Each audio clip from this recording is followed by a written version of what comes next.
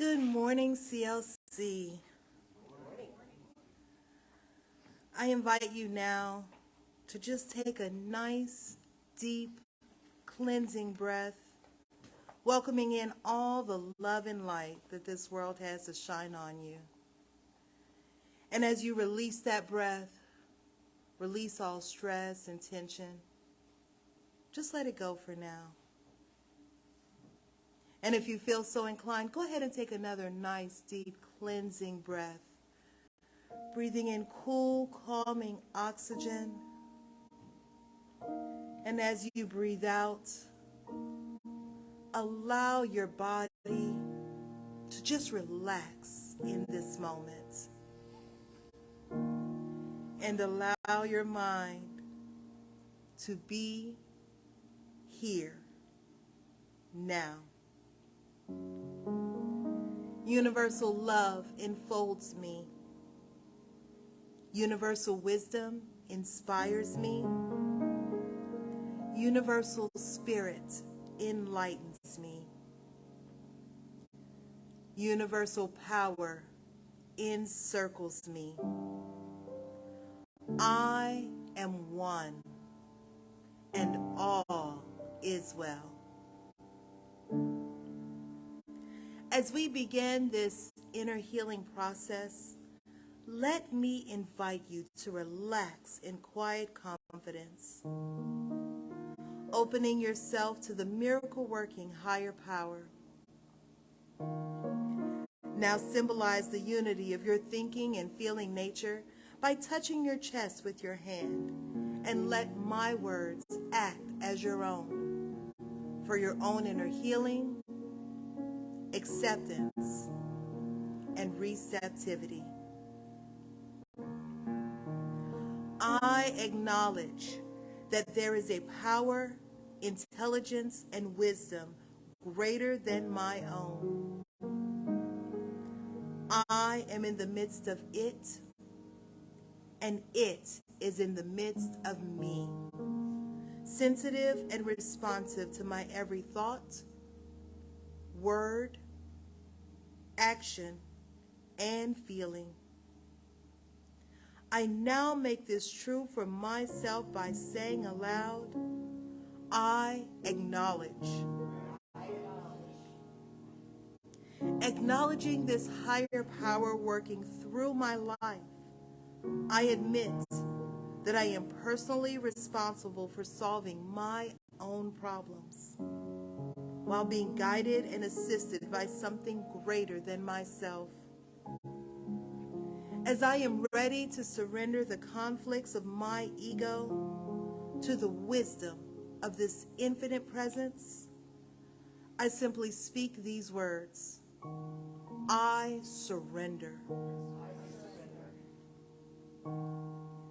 Knowing that forgiveness is the key to unconditional love and the feeling of heaven, I now unconditionally forgive anyone and everyone who has ever injured me in any way, real or imagined. And I now forgive myself for all of my mistaken judgments and their resulting actions. From my deepest level of understanding, I now say, I forgive. Realizing that I continually experience the effects of my own thinking, I now choose to allow this higher power to recreate me deeply, filling my mind with thoughts that are only positive, constructive, loving, and beautiful. I call upon this divine inflow by stating aloud, I choose. I choose. I now center upon that one special idea that I'm willing to accept as real for me in this coming week. Visualizing that idea as already acted upon and brought to pass. In seeing my idea become a fact of my experience, I enjoy the happiness and peace of my thought fulfilled and gratefully speak these words. I accept. I accept. Knowing that I have an everlasting place in the midst of the power that sustains all creation, as well as the support of all those around me, I allow myself to relax in the peace of fulfillment and gratitude and say, I release. I release. Now, in my mind's eye, I envision the presence of someone near and dear to me. This can be a friend, a family member, a teacher or mentor, someone who has touched my life in deep and loving ways. Someone who may not be physically present in the room with me this morning. I turn toward that image in my mind's eye and say, I'm grateful for the good in your life. Grateful for the good in your life. Now I open my eyes, turn to the world around me, and joyfully speak to anyone physically present in the room or virtually on this broadcast, and share in confidence and gratitude and saying, I'm grateful for the good in your lives.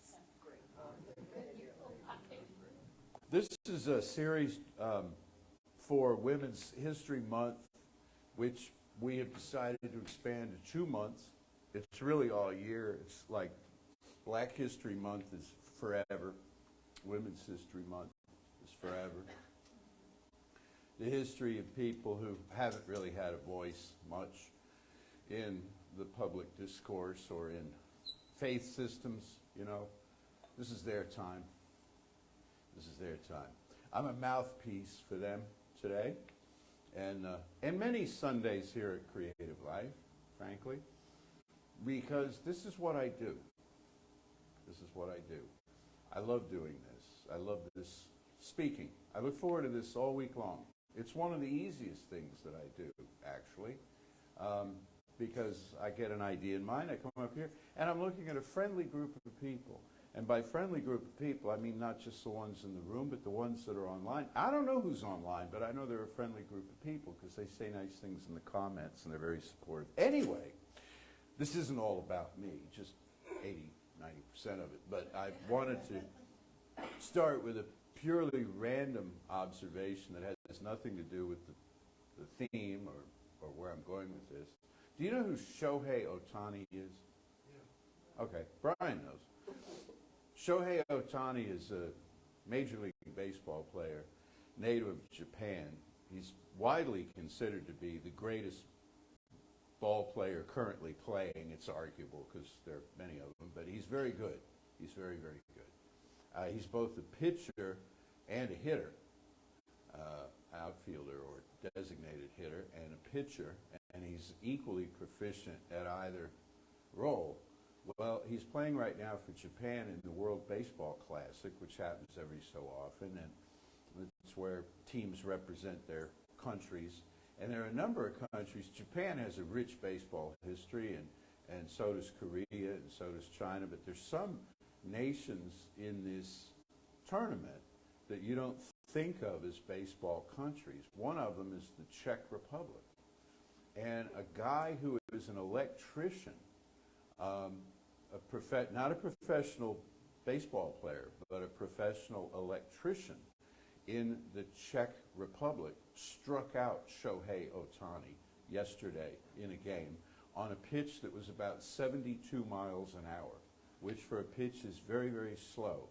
And that was apparently and I did not see it, and I imagine what happened was that Shohei Ohtani just screwed himself right into the ground trying to swing at this 72-mile-an-hour pitch that was so slow. But this guy, this electrician, I'm thinking 20, 30 years from now, he's going to say, well, here's what I did, and people are going to be like, yeah, right. But it's been immortalized, and this will live with him. And I thought, and he's probably, as a baseball player, he's probably had people yelling at him his whole career in amateur sports, throw faster, throw harder, you know. and it was because he didn't that he achieved what he did. So I wish for you, I don't have the man's name in hand, you can look it up, but I wish for you a week like he had, okay? Where you overcome adversity or you outdo yourself in some amazing way, just relying on what it is you know to do and how you've always done it. Which brings me to this. So, faith. Faith is the focus today. And as I said, we're working on the writings and teachings. Not all of them were written.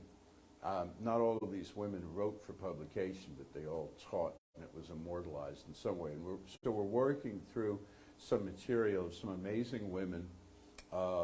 Actually, all, I think, but one of the past. In April, we're going to do a little something on Dr. Peggy Bassett, who's of our generation. She's gone now, but she's of our generation. But many of these women are from the distant past. Today is one from the fairly recent past. She is Dr. Johnny Coleman. Dr. Johnny Coleman. If you are a New Thought student, you have heard of Dr. Johnny Coleman. She was ordained in 1956, and she started something called the Universal Foundation for Better Living. She didn't just start a center or a church. She started an organization which spread out across the country. If you're a spiritual teacher, if you're able to go to bed at night realizing that you've influenced the lives of people like Oprah Winfrey and Della Reese, you've done a pretty good job. And those are just two of the more famous of her students. Also Dr. Carlton Pearson in Chicago. Dr. Barbara King in Atlanta. They named its terminal at Hartsfield International Airport for Dr. King, who was a student of Dr. Coleman. And I bring up Barbara King because some of her material was featured last month here, and also she has spoken at this center. She is gone now too, but she was a speaker here back in the day when we were new. Well, Dr. Johnny Coleman, a giant among spiritual teachers, talked about faith as being focus. And I hadn't really thought of it that way, and maybe you hadn't either. So we think of faith as trust, and it is trust, but it's trust with a certain focus, a certain intensity of understanding that there's a process that's ongoing that is, as she puts it, irrepressible. There is an irrepressible process of spiritual manifestation that's ongoing, that's flowing through your life like a river. And you cultivate trust in this by putting something in the water of the river upstream here and watching it move downstream and watching it accumulate energies around it and more friends around it and evolve into something more tangible rather than just dipping your toe in the river right where you stand and saying, okay, now I trust forever. Because we are not taught trust in the culture. We're taught skepticism. We're taught cynicism. And it actually, those things have a place. Because you don't want to just blurp your trust all over the map, you know, and give it all away, give your power away to every last thing that comes along. But we're taught overly much to be skeptical and critical and overanalyzing of life's journey, when what we're born in is actually trust. We trust we're going to be fed. We trust we're going to be changed. We trust that something is going to take care of us. Something like a higher power. We don't have that name for it yet, but then we learn to question, and then we learn to doubt. And using spiritual law the way that we do provides the interesting feature that doubt, this sounds Orwellian, but doubt becomes faith, and faith becomes doubt. That is to say, you can doubt something so greatly that you have misplaced faith in an undesired outcome. And the principle of co-creation that you're using, and all of us are using, takes the doubt as direction, takes the doubt as intention, and creates in like kind to it, creates after its own, this is a biblical expression here, creating after its own kind, you know, something creating, so something is placed into principle, and the principle doesn't know to doubt it, doesn't know to analyze it. The principle being a principle, it's just like this, I mean, to use a recent example, how recent can you get? It's like the situation with the microphones and the amplification. I could yell at the soundboard, I'd rather yell at Jeffrey, but I could yell at the soundboard and say, soundboard, don't you realize this is important? This is God's work that we're doing here. It doesn't care, okay? Whatever is being done, it's not got a vote in all of this. It's operating along principles of electronics and so on that submit to their own higher authority. It does not care what particular use is being made of it, but it will respond to what use is being made of it. And there's a reason why, when the sound's not right and it's not supernatural, there's a reason that it ultimately gets figured, oh, something came unplugged. You know, one time we had an issue with the previous soundboard. We had an old soundboard here for years, and we had an issue with the previous soundboard that sounds bizarre. All of the jacks, you know, you plug in the microphone, they were all plugged in too tightly. Who knew this? It's got two notches, and they needed to be on the second notch out, not the first notch in, because of the buildup of static electricity. It took somebody coming out here and looking at it. Now, I wouldn't have thought of that, would you? You know? But that's part of the interior mechanism of the law. Well, we're learning about the interior mechanism of spiritual law all the time. But principally, we're learning about it from the standpoint of what we're putting into it, what we're giving out, and what we're getting back.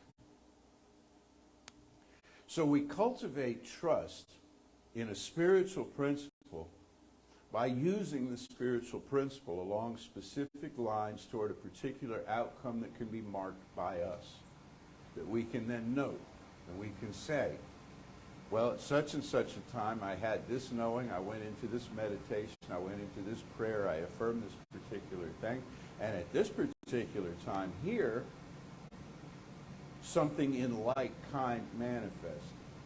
This is how we build our trust in the system. So I've told you the story a million times about how when I first came into this, they said, go manifest the parking place. After you manifested a parking place, they said, this is actually in a class, they said, then go manifest green lights. Green lights.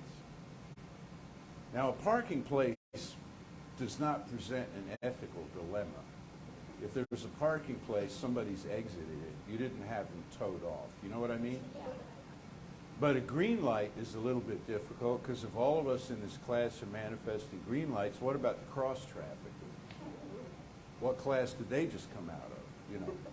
So there's like a limitation here, and that's where specificity kind of borders on outline, borders on manipulation.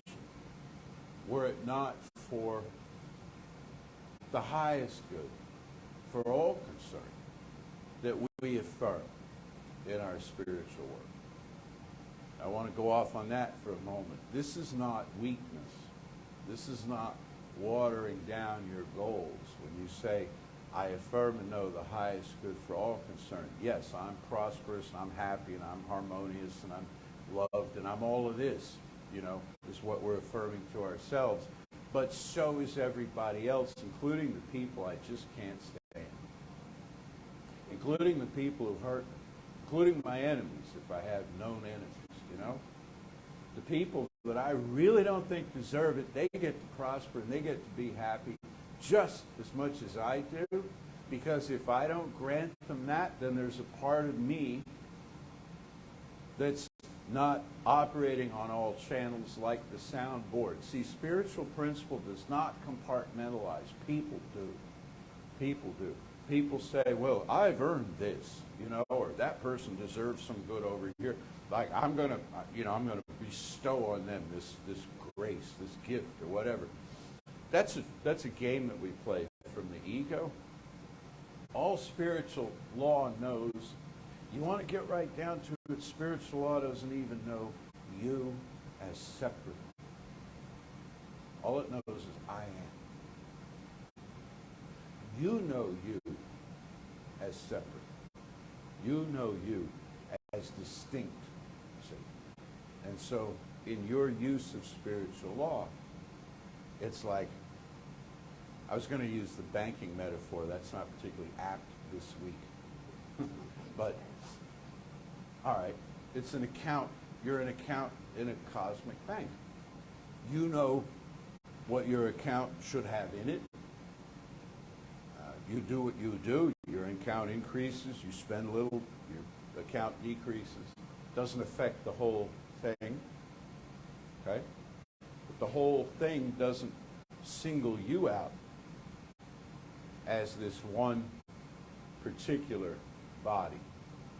All it knows is its bankingness. All it knows is its I amness. So, you and I thrash around. We're happy, we're not happy. We set goals, we achieve goals, we abandon goals. And the great I am is unfazed by all of this. But I'm not speaking to the great I am this morning because it doesn't need a talk. I need a talk. Maybe you need a talk. You'd like to talk. You're getting a talk one way or another. But, I need reminding. The great I am doesn't need reminding on how to be what it is. I need reminding that there is such a thing as a great I am when confronted by circumstances that suggest otherwise. That's when I have to tune back in to this one. So, faith. Faith in a process, faith in a principle, and faith in my use of that principle. Faith in we talked about this in January, I think it was. It's not enough to say that there's great good and the universe is built to work and all of these slogans that are nice and I think also true. It's not enough to say that. You have to make it personal. You have to say not only is the universe built to work, but I'm built to work. I know what I'm doing in my use of spiritual law. I am guided and directed by interior wisdom to say and do the right things at the right time to further my particular good as well as the good of all of my fellow creatures, etc., etc., It's not enough to say, well, there's great good out there. There's great good for you. There's great good for you particularly, and if you're not willing to accept it, that becomes another chapter in the story of the time you weren't willing to accept it. And when we're not willing to accept the good that life has in store for us, that good doesn't evaporate, it waits. It might mildew a little bit, it doesn't evaporate, but it waits. It waits for us until we are ready. Because it's a matter of principle that it be there in the first place. How do you know love exists? How do you know love exists? Is it because you were told it does? No, it's because you felt it. All you were told was a linguistic structure as a container for love. How about beauty? How about art? How about music such as we just heard?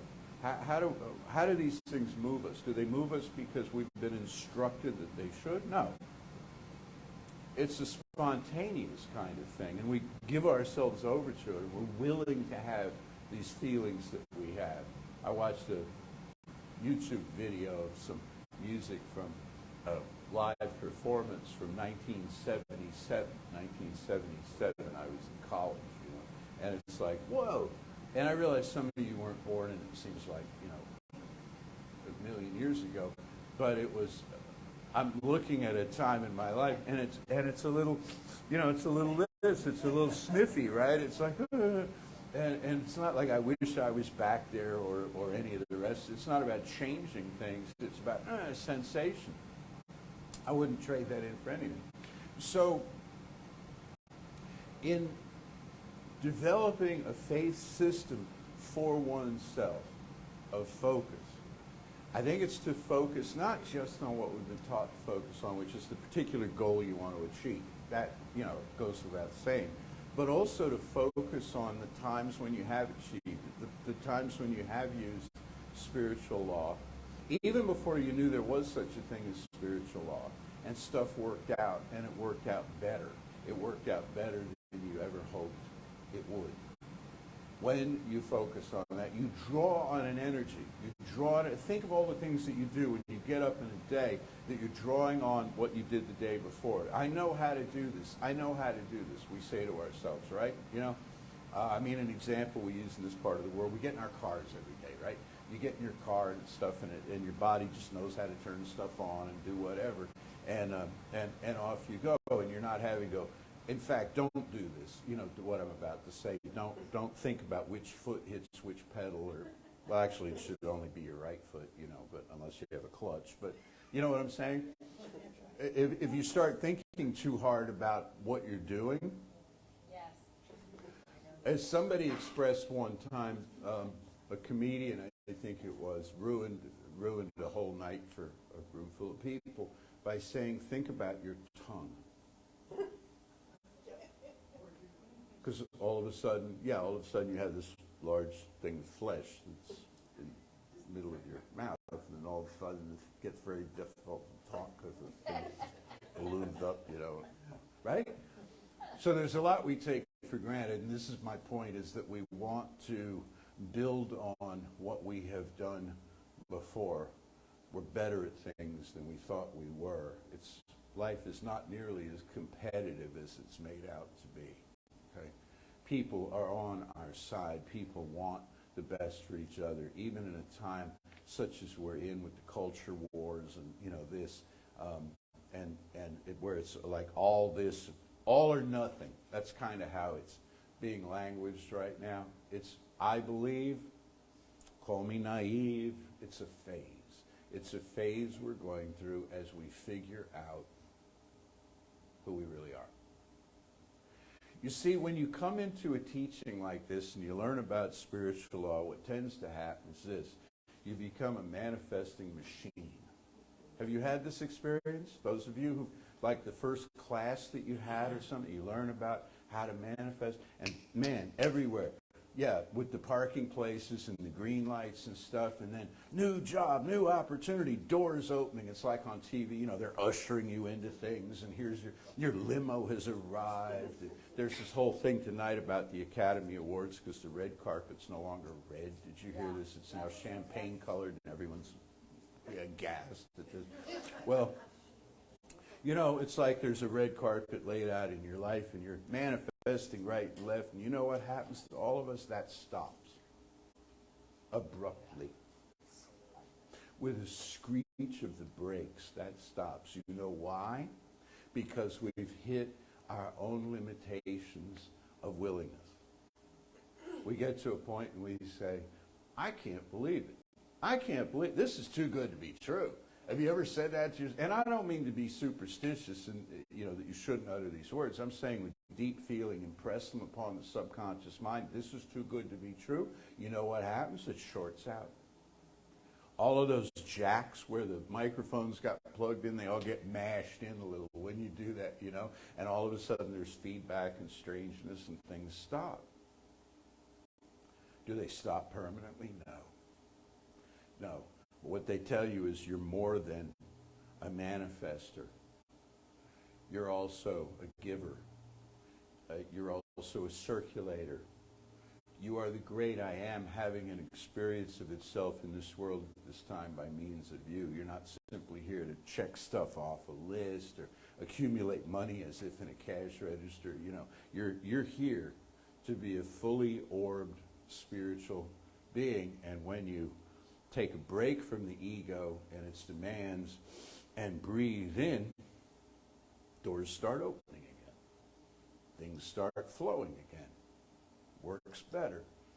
And then the next time you hit your own level of resistance, I guess you say, your toleration level or something, about how much peace and happiness you can really experience in your life without getting bored to tears, then what happens is you're more accepting of that phase of not manifesting, and you say, this too shall pass, and now you're not resisting.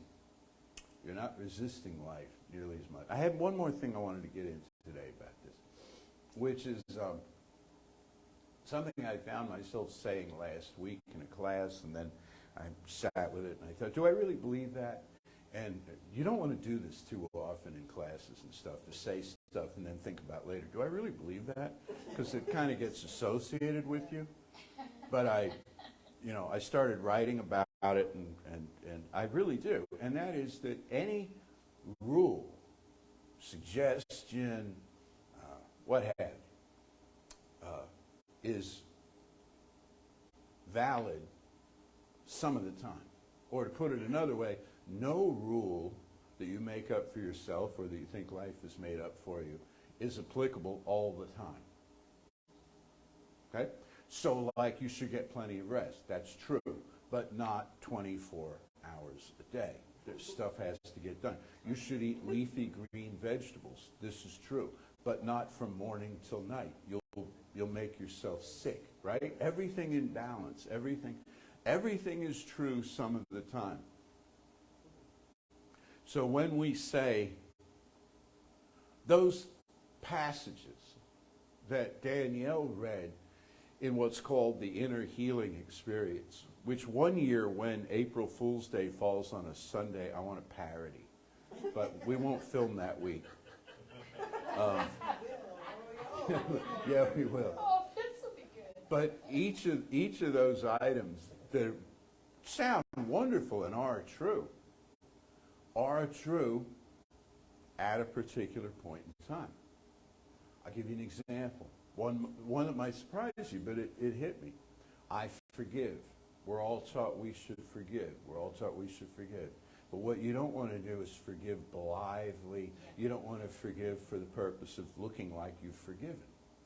Sometimes you got to sit with the anger. Sometimes you just got to be with that to realize what about this really disturbs me, and how do I pull this thing up by its roots out of my consciousness? You heard her say, and rightly so, I release. But there's some things you need to hold on to for a while. You need to sit with and be with and cogitate on and so forth. And so all of I even give thanks. And sometimes what's perfectly appropriate is to say, no, this is unacceptable. I do not give thanks for this. I demand better. I demand better, Because then when the time for thanks comes, the thanks will be real and sincere and heartfelt. They won't be plastering over unhealed emotions, unfinished business, Because we want to do this the right way. This is not a performative art, this metaphysics that we're in. We're not doing it because the big guy up here is watching us. Good on you, No, because there is no big guy up here. There is no power. In fact, you're gonna. You sang about it, or you're gonna sing about it. One, yeah. There's nothing outside of the system. The system is enough because it's infinite. So, Dr. Johnny Coleman, who spoke to us about faith and focus, founded a wonderful large church, 15,000 member church in Chicago, as I told you, and then an institution, as I told you. And she did that because the organization that trained her for ministry discriminated against her because of the color of her skin, made her live in different housing, made her sit in different sections of the theaters when they went into town to hear speakers and so on. And that was unacceptable to her. And she could have curled back in on herself and said, I guess this whole thing is a sham and I'm not meant to be here, and so on. And instead, she did better. She said, if there's an organization that doesn't live up to basic humanitarian standards, that does not walk its talk, well then, you know what? It's my turn to create one. That right there is enough for a Sunday. Just think about that. That if there's a, I read this recently, I love this. It says, if there's a book you want to read and it hasn't been written, guess who gets to write it? Guess who gets to write it? And the great writers write for their own entertainment, and they write for the, the power of their own soul and so on. So what I encourage all of us to do in the coming week is to look at our lives as a manifestation experience, but also a homecoming experience, so that we're settling into the idea that the only power, and I mean the only power there is, and it's not our religious science power, that's not a Presbyterian power or a Hindu power or any other. No, there's one power. And we give it all these different names, and we have all these different rituals and ways of interacting with it. But there's one power.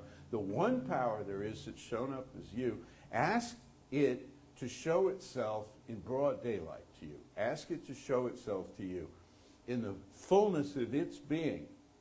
And it will astonish you. It will stun you. It will scare you. It will scare you. It will scare you, as Emerson said, out of all propriety, out of all list making and goal setting and checking off and all the stuff we think we should be doing. It'll blow your hair back. This one that will show itself to you in broad daylight, and it will reveal to you exactly who you are and who you came here to be, who you came here to become, so that you can follow the river of cause and effect, the river of change, the river of apparent randomness, that flows by your front door, which is in fact the creative element out of which all life comes. All right, so let's know together now. One life, one power, one presence, pure spirit, everywhere manifesting, everywhere radiant. I'm grateful for Dr. Johnny. I'm grateful for her students. I'm grateful for the energy that she left in this world through her spiritual descendants and through her words.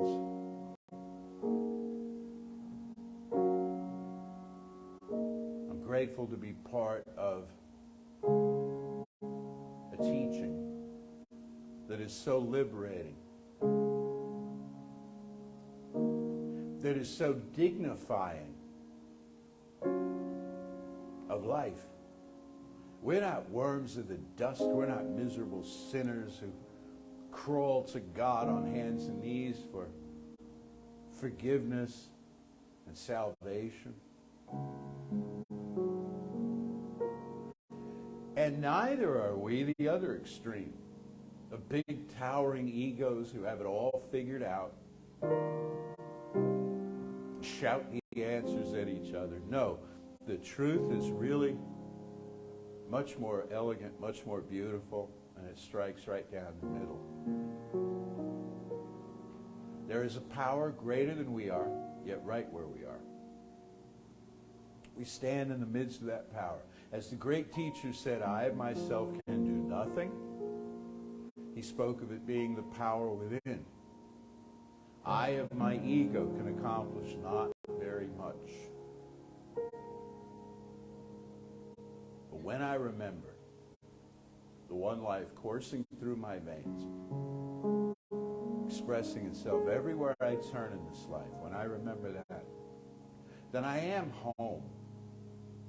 And I am not simply loved, I am love. I'm not simply harmonized, I am harmony. I am wellness. I am strength, vitality, and fortitude. I am all the virtues, charity,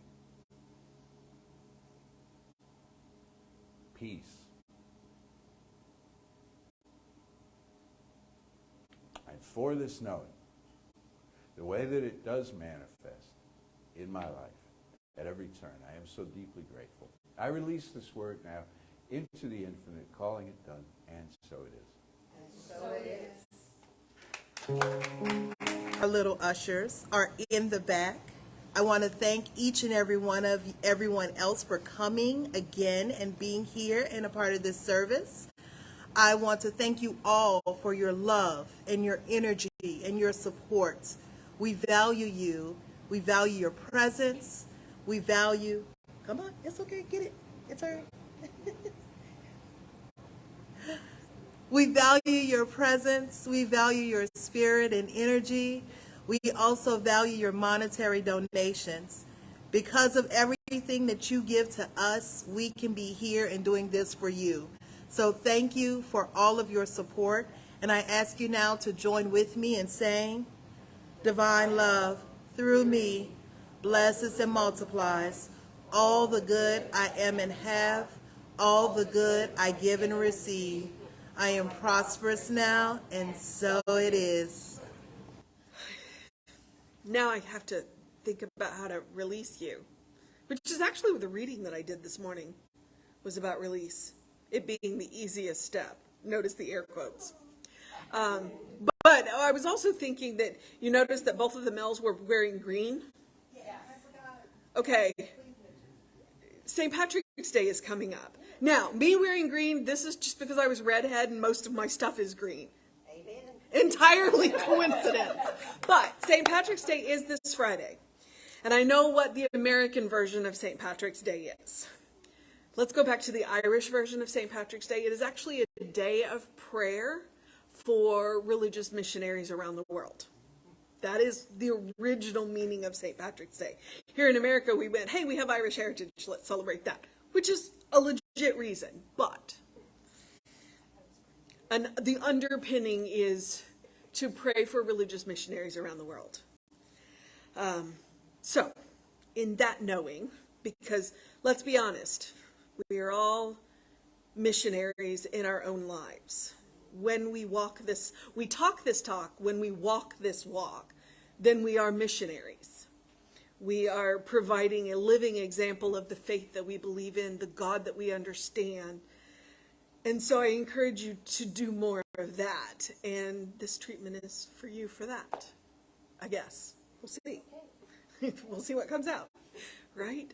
All right. So let's know together that there is one life, there is one power, there is one presence, there is one love, one all-encompassing love that each and every one of us are the divine channels for. It is through us that this love enters into the material realm and does all of the amazing things that love does. So I am knowing as we move through this week that channel is wide open, that love is flowing effortlessly through us. And as it flows through us, it cares for us. It heals us. It cleanses us. As it moves through into this world, it takes care of us as its channel as well. And through us, it enters into this world and does amazing things. It is that loving hug that you need in that moment. It is feeding people. It is providing resources for recovery. It is providing shelter. It's providing a listening ear, a loving heart, a caring space. This is our gift. We are that listening ear. We are that loving embrace. We are that caring heart. We are the example.